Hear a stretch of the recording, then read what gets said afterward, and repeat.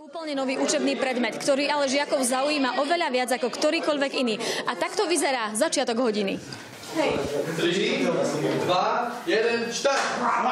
Nie je to žiadna stará klasika. Je to o nás. Takto reagujú stredoškoláci na nový vyučovací predmet s názvom životológia. Sex, potom rodinu preberáme, budeme mať aj drogy. Čo sa aj s rodičmi napríklad nebavíme, že otvorenejšie. S rodičmi alebo pred inými učiteľmi si tak nedovolíme povedať ako pred nimi. Že nič ako kamarátov ich bereme, ale tak ako povedala Henika, rovnocenných. Čiže neexistuje nejaká otázka, ktorú by ste sa možno tu hanbili povedať? Aj keď sa tento jedinečný predmet učili študenti celý uplynulý polrok, na vysvedčení ho nenájdete. O chvíľu sa dozviete prečo. No, tak sa poďte spolu s nami pozrieť do triedy. Hodina životológie sa začína. Ahojte všetci.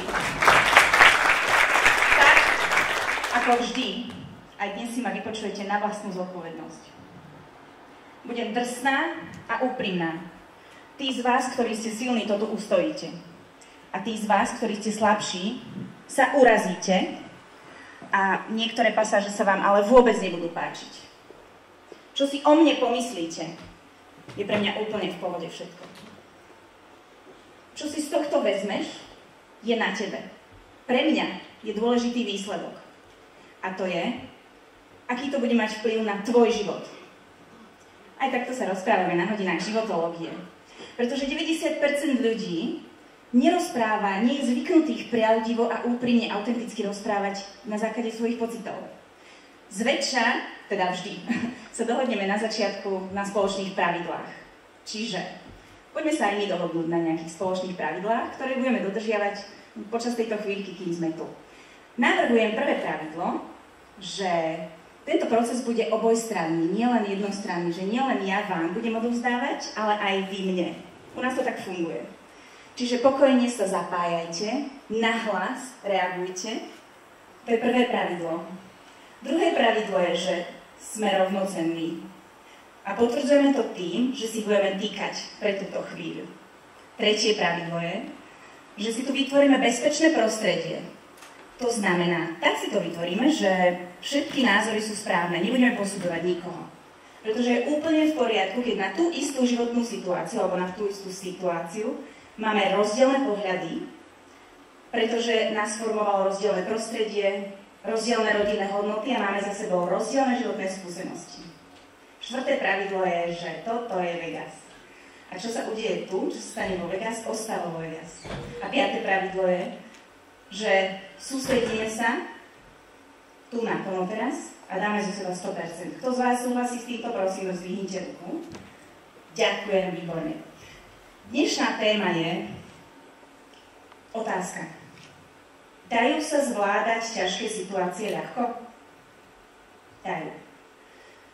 Dajú sa zvládať extrémne ťažké životné situácie? Podľa mňa dajú. Povedzme si príklad. Na tejto fotografii je 19-ročný mladý otecko. Páni, koľký z vás ste tu medzi 19 a 25 rokov? Zvíte prosím ruky? Super, výborne. Teraz si predstavte, že máte dieťa.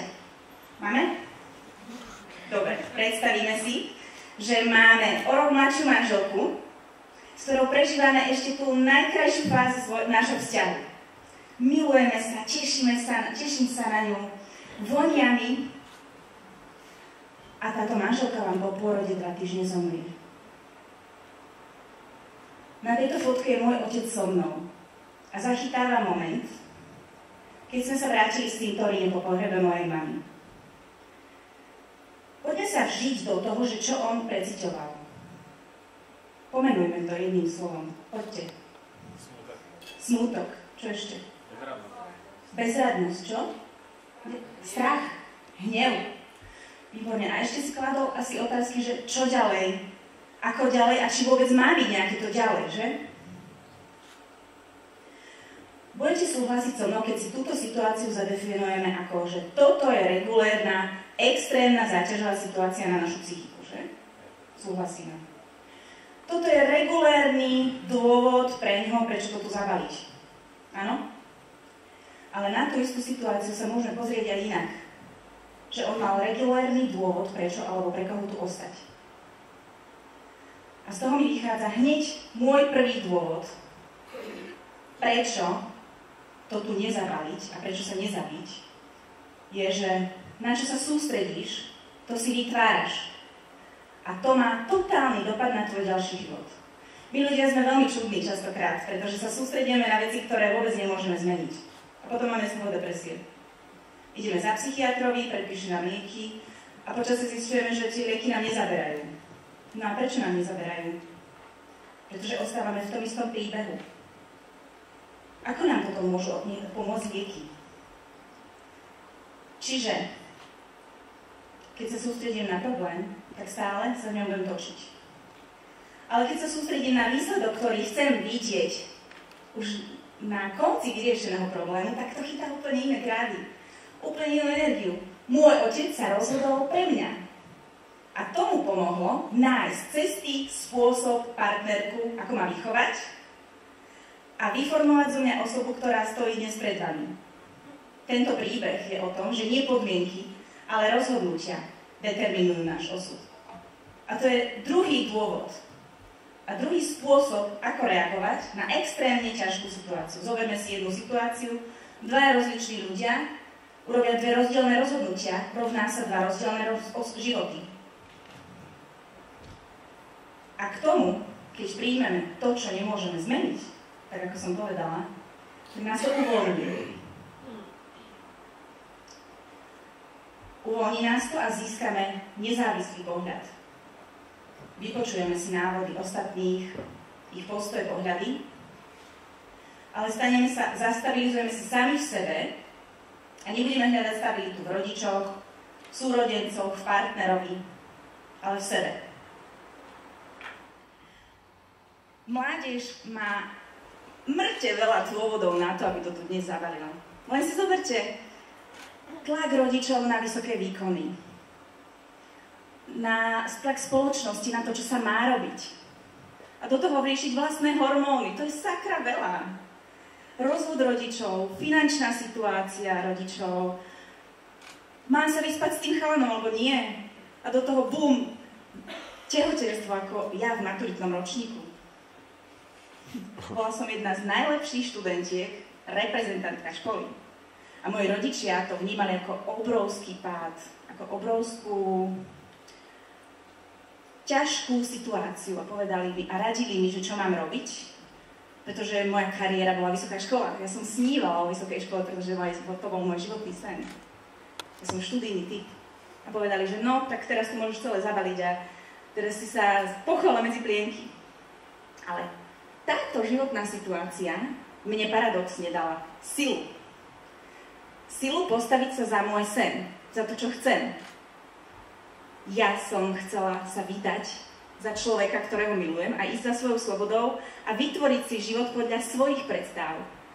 Mnoho ľudí si manželstvo predstavuje ako neslobodu, ale ja ho vnímam ako slobodu, ktorú si, pomocou ktorej si vytvorím nový život s tou osobou, ktorú milujem. Ďalej mi to dalo odvahu byť inou. Chodiť do školy s brúškom rastúcim pre mňa bolo úplne v pohode. So spolužiakmi sme mali nové témy, objavovali so mnou nové obzory. A mala som radosť z tohto rozhodnutia. Nikdy v živote som ho neulutovala. Aj keď láska často končí rozchodom. Rozchodom a rozvodom. Vyzeralo to ako láska do konca života, pretože to bolo vybojované. Boli sme ako Rómeo a Julia. Prešli sme si všetci rozchodmi, že? Poznáme to veľmi dobre. A bola som zase dolu. Mala som 3 deti v najhoršom veku. Nikolás mal 13, keď sa práve preklápal do puberty, Vivian išla do 1. triedy zo škôlky a Denis mal 1,5 roka a mal diagnostikovanú epilepsiu. A ja som vôbec netušila, že ako to sama zvládnem a či to vôbec zvládnem. A jedného dňa som naozaj bola v tej najslabšej chvíli a prechádzala som sa pri kolajniciach. A keď som sa otočila, tak tam stál Nikolás a povedal, že mami, kašli na to. A táto situácia mi dala vytrvalosť. Dala mi vytrvalosť nevzdávať sa a vždy, keď som v tej najhoršej chvíli, tak si spomeniem na nich. A každý koniec znamená zmenu. Každý koniec znamená nový začiatok. A nový začiatok znamená čo? Schopnosť začať odznova, začať písať novú kapitolu. Znova nový príbeh. A je to úplne nás, čo budeme písať. A je to proste fantastické. A vždy, keď som v najhorších chvíľach, tak sa prispôsobujem. A spomeniem si na moje deti. A tie mi pomáhajú postaviť sa aj ďalej. A preto si neviem predstaviť, čo by som robila, keby sa im niečo stalo. Ako napríklad v roku 2014, keď prišla Vivien, mala vtedy 15 rokov, domov a povedala, že mami, dnes skočil pod vlak jeden chlapec v našom meste a podarilo sa mu to, zomrel. Nikto nevie, prečo to urobil, pretože bol šikovný študent, nebol závislý, nešikanoval ho. Bol futbalista, mal veľa kamarátov. A ja som tak bytostne prežívala tú bolesť tých rodičov, že som premýšľala nad tým, že čo by som ja robila, keby som ja pochovávala svoje dieťa takto a netušiac, že čo prebiehalo v jeho hlave. A na druhej strane tak veľmi som rozumela aj jemu, že prečo to urobil. A vtedy som sa rozhodla. Ja som netušila ako, ale rozhodla som sa, že urobím niečo preto, aby študenti na stredných školách mali v škole niekoho, kto im pomôže prejsť s extrémnymi záťažovými životnými situáciami a kto im ukáže, ako robiť ťažké veci ľahko. Lebo si tým prešiel. Každý z nás, ktorí tu sedíme, sme si prešli už mnohými extrémnymi záťažovými situáciami. A preto mnohí ľudia chodia do škôl a pomáhajú študentom v životológii. Čiže tak vznikla životológia. A prečo práve ja? Kto som ja, že by som mohla vytvoriť takýto nejaký skvelý program? No pretože som mama. A bytostne mi na tom záleží, aby nielen na Slovensku študenti ostali nažive, aby nezomierali. Kvôli takej situácii, ktorej riešením by bolo možno len naozaj krátky rozhovor. A ani nikde na svete, aby študenti nezomierali. Po druhé, prečo ja? Pretože už vyše 20 rokov som špecialista na to, že tvorím vzdelávacie programy na mieru, na medzinárodnej úrovni a fakt ma to baví. A používame neformálne techniky vzdelávania, na ktoré mileniáli a Z-ková generácia veľmi dobre reagujú.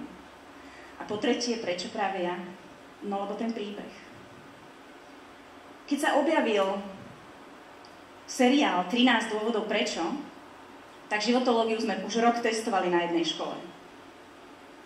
A po vzhliadnutí tohto seriálu, keď si to pozriete, on rozpráva o tom, ako žijú stredoškoláci, rozpráva o ich živote. A poukazuje na viacero dôvodov, prečo tá hlavná hrdinka nevidela východisko a zomrela. Po vzhliadnutí tohto seriálu budete smutní a frustrovaní.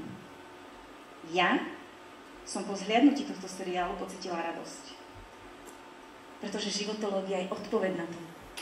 A ona vznikla presne z toho istého dôvodu, keď sa jeden študent zabil. A dáva nie 13 dôvodov, ale 1 000 000 dôvodov pre tých študentov, prečo to nemajú urobiť.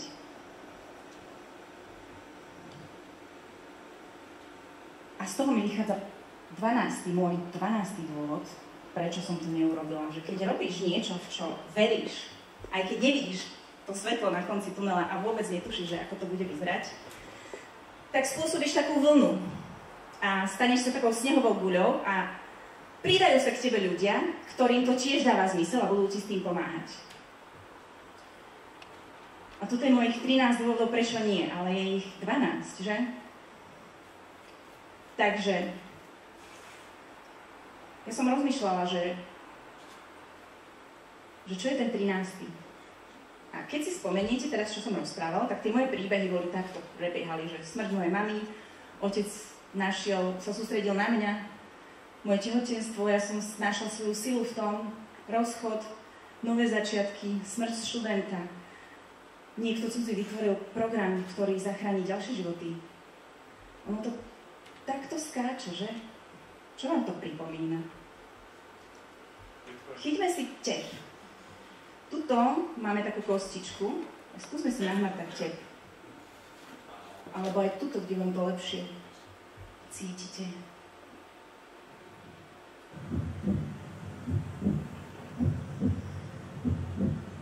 Takto točie srdce pacienta, ktorý, to znamená, že žije, že?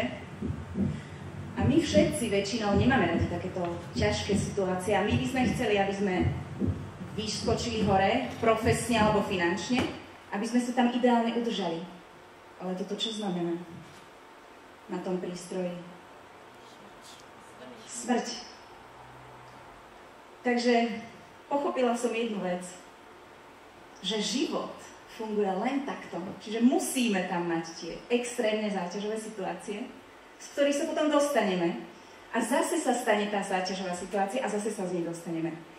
A iba takto žijeme. Ináč by sme boli zaživo mŕtvi. Ďakujem.